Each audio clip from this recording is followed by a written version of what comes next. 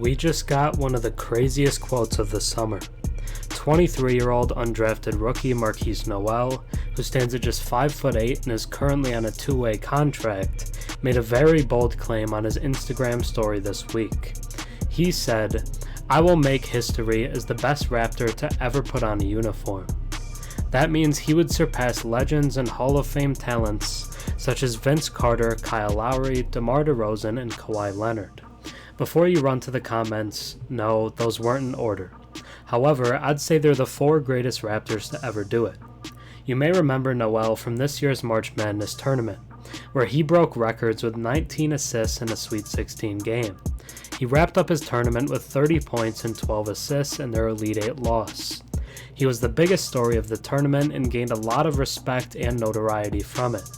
He is undoubtedly an impressive talent, but after going undrafted and being just 5'8", I'd say the odds are stacked against him to even make the Raptors rotation, let alone be the greatest player in franchise history. However, if we're looking for positives, the Raptors do have a pretty impressive history of taking G League guys and turning them into stars. Both Fred VanVleet and Pascal Siakam played in the G League and turned into All-Stars with Toronto. Nowell clearly believes he can be the next in line to do just that.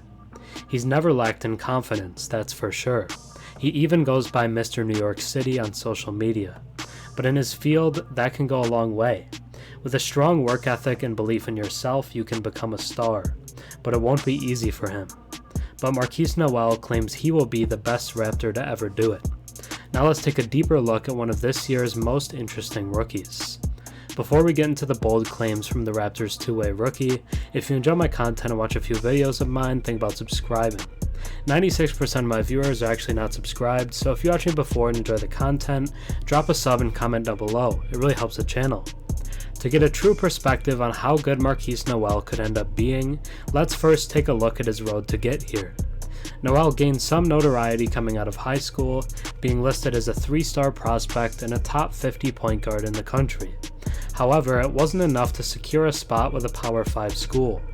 Rather, he traveled all the way from his high school in New Jersey to mid-major Arkansas Little Rock.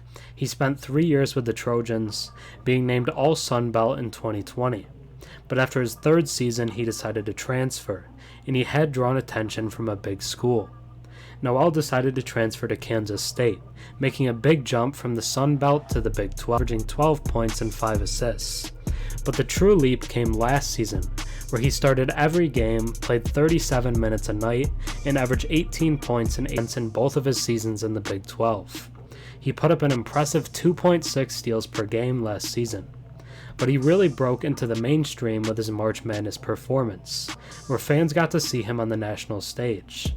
He was just as good as he was all season, even better for most of it, pulling from Curry range and dishing out dimes like nobody's business.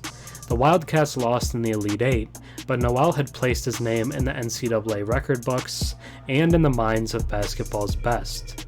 However, despite his unbelievable season, when the NBA draft came around, he was still not selected. But his play did enough to give him a shot, and he signed a two-way deal with Toronto. He would make his debut in a Raptors uniform in the 2023 Summer League, joined by lottery pick Grady Dick to create a very impressive Summer League duo. In 28 minutes per contest, Nowell averaged 12 points, 7 assists, which was the 5th highest in Vegas, 3 rebounds, and 1 steal per game. There was one clip that went viral of a pretty ugly 3-point attempt from him, but overall, I'd say it was an impressive debut Summer League for Nowell. He made an impact and looked like a guy who could be a nice developmental piece for Toronto moving forward. Then recently, a clip of him went somewhat viral again. It was from a summer run with some NBA guys, and Nowell was seen locking up Pistons guard Jaden Ivey, who was named to the All-Rookie team last season. Ivey was clearly frustrated by Nowell and just couldn't get anywhere he wanted to with the ball. The possession ended with a turnover from Ivey. Nowell gets very low in his defensive stance, and due to his height, most NBA ball handlers can't get lower than he does, and as the old saying goes, the low man wins. If a ball handler makes any type of mistake or wrong dribble, it will be poked away by Nowell. Fans online loved it, with some saying that this play is what caused him to make the claims on his IG story. Others felt sympathy for Ivey, saying they know how annoying smaller guards can be. But the main takeaway was that Noel is one heck of a competitor, and that he's not going to be punked or targeted on defense just because of his height. That right there already gives him a leg up over most guys we've seen around his height in the league. When we look at the Raptors' point guard situation, it also bodes well for Noel. Fred VanVleet left this summer to sign a massive contract with the Houston Rockets, and one of their projects at the 1 spot, Delano Banton, also is with a new team. They did bring in Dennis Schroeder, but if Scotty Barnes is going to be more of a point forward than a true point guard, it doesn't leave much competition behind Dennis for point guard minutes. Even though I agree with many in saying his claims that he'll be the greatest Raptor are ridiculous, he's going to be a better player than many would expect. I think he could seriously break into the rotation this season and carve out a long-term role for himself on the team. But in terms of what his ceiling is, we'll have to wait and see. Thanks for watching. I'm Herm. Have a good one.